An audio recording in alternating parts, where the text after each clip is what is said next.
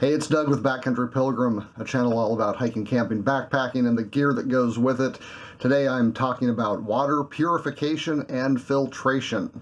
This video is going to be roughly divided into two segments, the first of them being some of the sciencey stuff behind what water purification and filtration actually is, and the second segment being the filters that I currently use when I am at home, on trail, or at camp. If you feel like jumping around, just have a look at the bar below. If you hover over the video, you can see the different chapter segments, and you can skip around into whatever order you like. Alright, first of all, the difference between purification and filtration. We often use these words kind of interchangeably. There is a reason for that, and that is that the definitions of these terms are not super clear compared to the way they are often used. Sometimes they are kept very distinct, sometimes there's a lot of overlap, and sometimes they are used differently depending on the subject that's being discussed. Now, just looking at the terms the way we would probably usually use them, a water purifier would probably be thought to be something that takes anything that isn't water out of water and thus leaves it pure water. Filtration then would just be one of the ways to get to where the water is pure, namely by removing some things, some particles and that kind of thing, out of water in a filtration process. Whether or not a filtration process gives you pure water is another story. However, when it comes to home versus outdoor filtration and purification systems, the terms aren't always that clear. In these cases, purification often refers more to a level of purity rather than mere filtration, which is really considered just sort of a lower level of purification. Specifically, when it comes to backcountry or outdoorsy kind of water filtration and purification, filtration refers to a process that is going to remove protozoa and bacteria from water, but not necessarily viruses. Purification adds viruses to the list of things that it will get out of your drinking water. And what this means is that in theory you could have a cup of water with a stick floating in it that would be considered purified as long as the drinking water was completely safe from any impurities that could affect your health. Now that's a very different understanding of purification than the word might imply, but that is the way it is often used when discussing outdoor water filtration and purification. A water filter, as the name implies, is simply something that allows water to pass through it, but not other things. And those things could be anything from sticks and spiders, sand and dirt, all the way down to those little microorganisms that you do not want in your gut. Now, as we're going to see, the removal of viruses is quite a bit harder than the removal of protozoa and bacteria, and that's why a water purifier is considered very different than a mere water filter. A filter that blocks anything 0.2 microns or bigger is considered a water filter. It will get all the way down to the protozoa and bacteria, but not viruses, because those require a filter of 0.02 microns. Now, the difference between 0.2 and 0.02 microns may not sound like that much, but it is actually quite a bit once you get down to that size level. A micron is 0.00003937 inches. It is 1/1,000,000th of a meter, or 0.001 millimeters. It's about 100 times smaller than the edge of this paper. So imagine taking the edge of this paper, dividing it into 100 sections, and one of those would be a micron. Now that we know what a micron is, let's talk about filtration. There are a couple different levels of filtration based on how big something can be before it gets caught in the filter. Microfiltration is 0.1 microns. That is small enough to stop basically your protozoa and your bacteria, but not small enough to stop viruses. Ultrafiltration is 0.01 microns, and it is small enough to stop most viruses. Nanofiltration gets down to 0.001 microns, and it's going to stop pretty much anything when it comes to microorganisms. Reverse osmosis, or distillation, will get you down to 0.0001 microns, and at that point we are pretty much talking about pure water. Typical backcountry filters are going to get down to 0.2 microns, and that is enough to filter out protozoa and bacteria. but unfortunately not small enough to get viruses. Now the good news is it's not necessarily that important to be able to stop a virus with a water filter, at least here in the good old US of A. And the reason for that is that unlike protozoa and bacteria, which are transferred through human and animal waste products, viruses that are harmful to humans generally only come through human feces, which we don't typically find in our backcountry water sources. If, however, you are traveling in an area of the world where human feces have infected the water sources, you're definitely going to want something more on the purifier level than the mere filter level. If you're concerned about viruses as well and you want to move up to the purification level, you're going to be looking for something that is 0.01 or 0.02. However, there are other things that can make your water impure, such as heavy metals, excellent, toxins, and other chemicals that can affect you, and none of these filters are necessarily going to take care of those, but they're not that big of an issue in most backcountry scenarios. Typically where these become important is your home water source, because heavy metals and chemicals and problems like that are typically going to be something that is introduced to the water supply by industry and not by nature. And so again, in the backcountry, not usually a big deal. However, at home, they can be. Some purification methods are themselves chemicals, like the chlorine or bleach methods. And obviously, if you put those things in your water to purify it, you've actually added chemicals into the water. So again, purification typically has more to do with whether or not the water is safe than whether or not it is actually pure water. So when we talk about protozoa and bacteria, what are those? If you have spent any time looking into this issue, you have probably heard of Giardia. Another you might have heard of is Cryptosporidium. In the bacteria category, we have things like E. coli and Salmonella. While we're on the subject, I do want to talk about one other thing which I actually didn't learn about until I was researching for this video, and that is blue-green algae. They don't want you to drink it, they don't even want you to touch it. Well, what I've discovered is that blue-green algae is actually a bacteria that releases neurotoxins into water. So don't think that if you've got your good old backcountry water filter, or even if you are into boiling and chemical or UV treatments of water, that you're going to purify it from neurotoxins. None of those methods work. In fact, some of them actually make it worse. Blue-green algae typically grows in warm pools and not in flowing water, but if you have any indication that blue-green algae might be present, you just got to stay away from it. Alright, so having said that, let's look at some purification or filtration methods. First, we have good old boiling. A good rolling boil for about a minute should take care of protozoa, bacteria, and viruses. You might want to increase to 3 minutes if you're over 6,500 feet. Boiling is pretty much a sure thing for most things you'd have to worry about in the backcountry, but it can be hard on gas if you're trying to stay light. Another popular method for purification would be putting in either iodine or chlorine or bleach chemicals into the water to kill the protozoa, bacteria, and viruses. These have the advantages of being fairly lightweight, however, they do add chemicals and sometimes a nasty taste to the water, and they can often take quite a while to be effective.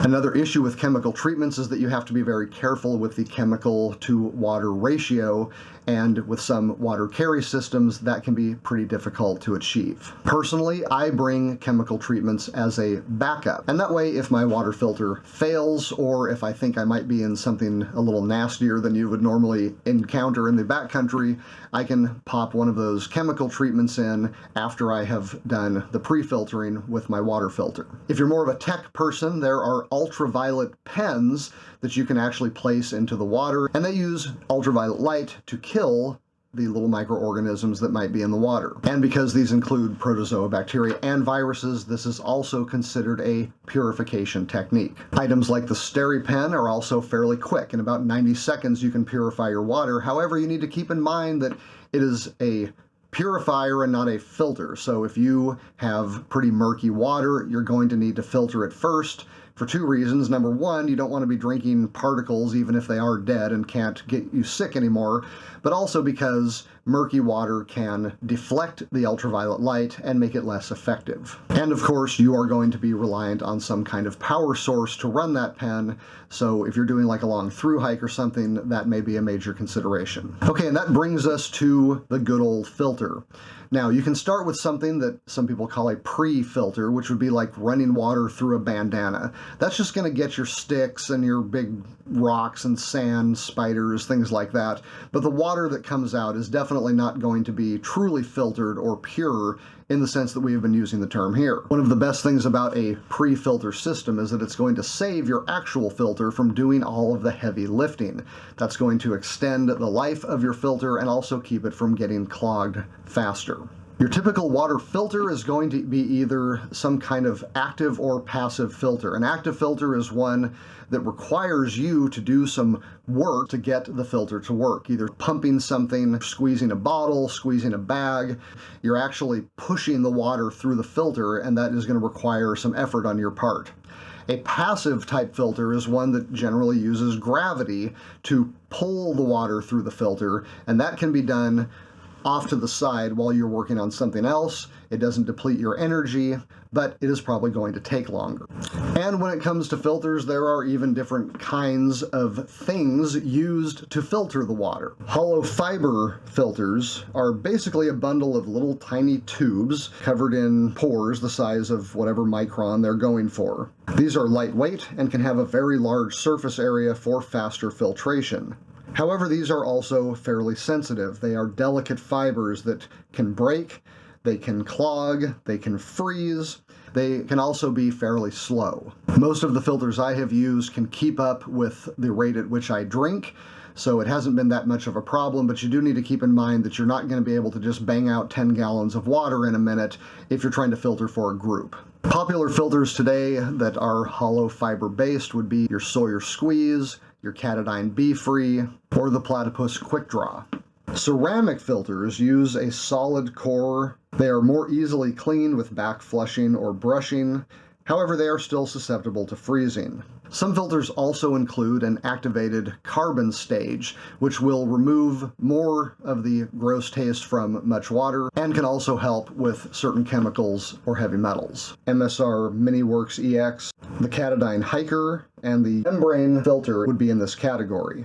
Alright, so what filters am I using these days? Personally, I like to have all of my water filtered or purified if I possibly can, and that starts at home. The tap water in my city is very heavily chlorinated, and it's just kind of nasty. And so when it comes to our home drinking water, we generally don't just drink right out of the tap. We either drink bottled water, or we use a pitcher like this to pour the water in, put it in the fridge, and let gravity take its course. And then this water comes out nice and filtered. This is the Epic Nano filter. What I love about this filter is how easy it is to use. You just pop this up, the water pours straight in, and once the top half fills, you just put it away. Gravity pulls the water through the filter, and then when you pour it, it comes out completely clean. And it works great for families because everyone knows if they want water, just get it out of here. Now, when it comes to filtering water on the trail, there are numerous options nowadays. I began my hiking career with the Pure Water Hiker, which was then purchased by Katadyne. The Katadyne Hiker is a glass fiber filter which is less susceptible to freezing like the standard hollow fill. It has an activated carbon filter as well. It is a pump-based system with a 0.2 micron filter. Runs about $70. Now, what I like about this style is that rather than trying to drag a dirty water bag through the stream or wherever you are and then having to connect it all through filters and get it into a clean bottle, you just toss a hose into the water. It's got its own filter at the end and a little float, and you can basically just sit back as long as the hose reaches the water, and you just pump. The water goes through into your receptacle. So in addition to having your typical water filter, you also have a pre-filter on the dirty water end and an activated carbon filter, which makes the water taste better and can also remove certain chemicals. The Katadyne Hiker is 8 ounces. It is fairly heavy compared to many of the filters. It has a lot of different pieces, all those pieces have to get put away and stored somewhere. For backcountry hiking, when you're trying to move fast and go ultralight, you're probably going to want to look at something more lightweight and more compact. And that brings us to the ever popular Sawyer Squeeze. Right now I've got it screwed onto a smart water bottle. What I like about this kind of filter is that it is very simple. There are no moving parts. You can use it actively or passively depending on what you're trying to fill up. You can actually drink straight out of it. So if this was my dirty water container, I can just screw the filter onto the bottle and drink straight from it. The Sawyer Squeeze only weighs 3 ounces and it will filter down to 0.1 microns. You're going to get about 1.7 liters per minute out of the Sawyer Squeeze, and you get all that for only $40. In general, I've been very happy with the Sawyer Squeeze. One thing I do not like about it is this little grommet in here is loose. It will suction onto the bottle and fall off at times if you're not careful, and if that happens, this becomes basically useless because it won't form a seal onto the bottle that you're putting it on. 2 other popular filter types that work in a similar fashion as the Sawyer Squeeze would be the Platypus Quickdraw and the membrane personal straw. The Platypus Quickdraw is a 0.2 micron filter, weighs 2.2 ounces. It is said to be able to process 3 liters a minute, and like the Squeeze, it will fit on a 28 millimeter bottle thread so that you can use your bottle directly. Now, I have not had a chance to use the Platypus yet. In fact, I just got this because Amazon took a long time to send it to me, but I'm going to be trying this out in Desolation Wilderness this week, and so I will have more to say about this in the future. Now, this membrane product might look like a life straw, but it is actually better. The membrane filter is a 5-stage filter. It has a plastic coarse pre-filter, a cotton filter, a hollow fiber filter, and a carbon filter. And yet the whole thing comes in at 2.6 ounces. And the beauty is this thing only runs 13 bucks. You can use it as a personal straw and actually drink directly out of a water source, or you can remove these caps and it will fit right on top of a standard bottle. And finally, one of the most popular personal filters on the market right now is the Katadyne BeFree. Now, this comes with its own little bag. It is a larger filter, quite a bit more surface area, so it is said to pass liquid through much more quickly. However, it is a wide mouth type filter, so you're going to have to find bags that will fit that. It's not going to fit directly onto your smart water bottle type system. Personally, I have become a big fan of the Hydrapak 3-liter collapsible bottle.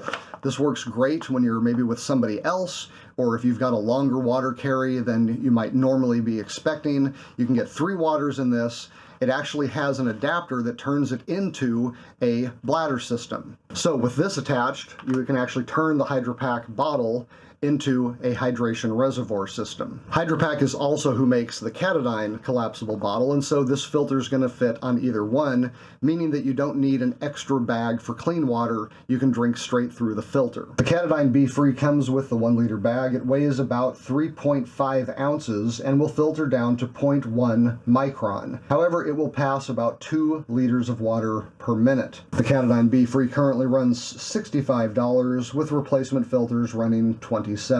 Now, any of these 28 millimeter personal water filters will pair very well with the Cnoc Vecto bag. And yes, I am saying that correctly. The Cnoc Vecto is a work of genius. You simply slide off this clamp from the top, open it up, and the entire bag becomes a giant scoop. So instead of sitting in the water and trying to get it to go through this little tiny 28 millimeter opening, you open the other end, 1 or 2 big scoops, the bag is full, you fold it over, put the clamp back on, and bam, you've got 2 liters of water ready to be filtered. You can use this with one of your filters and drink straight out of it, or you can flip the whole thing over and use it as a gravity-fed filter. Cnoc does have a Vecto bag that will fit the Katadyne size filter, so if that is your preference, you might want to look into that as well as the Hydrapak. Now, when it comes to being in camp, things can get changed up a little bit. Whether you're car camping or backpacking, once you are actually at the place you're going to be for a while, that opens up some possibilities for some maybe more convenient ways to filter your water. One of them is the membrane solution water straw. This gets paired with a 6-liter bag that you can hang from a tree, and with a little spigot opening, drain the bag into various bottles, pots, pans, whatever you need, wash your hands. It provides a pretty continual clean water source for the campsite, and because the bag opens in the same kind of way that the Cnoc Vecto opens, you literally can scoop 6 liters of water in 1 or 2 passes, and that should last you a pretty long time while you're at camp. The Membrane Gravity 6-liter bag weighs 11 ounces and includes the water filter for only $35. It is a 4-stage filter including cotton, carbon, and hollow fiber that weighs only 4 ounces. This will filter out anything 0.1 micron and above, and it has a 5,000 liter capacity. Now, whether you are at home or at your campsite, you might want to include the good old Nalgene bottle in your kit. Nalgene bottles are great for numerous reasons. They are super tough. They can handle boiling water, which, pro tip, can actually be used as a little heater in the night. They're far better for mixing drinks, such as Gatorade or powdered milk or something at the campsite. The only downside is that they are fairly big, and this is one of the biggest of the big Nalgene bottles, and heavy. The weight to carry ratio on an Nalgene bottle is pretty poor considering what you can get out of a smart water bottle or a collapsible bag. But if you do decide to use them at home or at the campsite, why not use them as a water filter? This is the Epic water bottle filter. It actually goes inside the Nalgene bottle and makes it into a water filter system without having to do any extra steps. Further, the caps on these are far better than what comes with a standard Nalgene bottle. If you've ever had to drink out of that wide mouth and spilled stuff all over you, you know how handy this will be. And it's got a really strong carabiner ready clip at the top. This is far tougher and actually made for carry, unlike the little strap that a lot of people use for that purpose on a standard Nalgene bottle. And the nice thing is you can either get one of these cool looking ones from Epic Water itself, or you can just use your old standard Nalgene bottle, and this filter system will work with it. Now, Membrane has something similar. This is a drink system bottle that you can use in much the same way as the Nalgene. It has the straw type filter built in. And so when you put this together, once again, you have a very sturdy, very strong bottle system that acts as its own filtration system. Well, that was a lot of information, and believe it or not, there's even more to learn. If you're really interested in full water filtration, you're going to basically have to get a degree in science to do that. But the filters that I have talked about here are some of the most popular on the market. They will work in most situations. And so if you are just looking for something to get you outdoors, or maybe get your water filter cleaner at home, these should do it. Until next time, I am Doug. Thank you for watching.